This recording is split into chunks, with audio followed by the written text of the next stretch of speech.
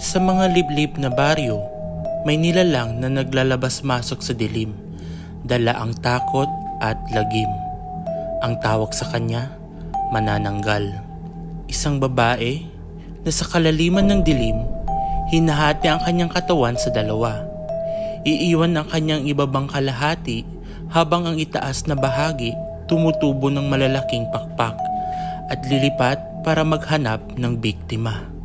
Pinakapaborito niyang punteriya ang mga natutulog, lalo na ang mga buntis.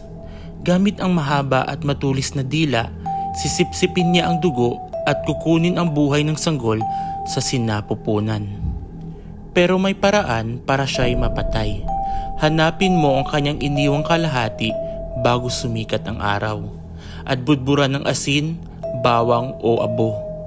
Kapag hindi siya nakabalik, mamamatay siya sa sikat ng araw.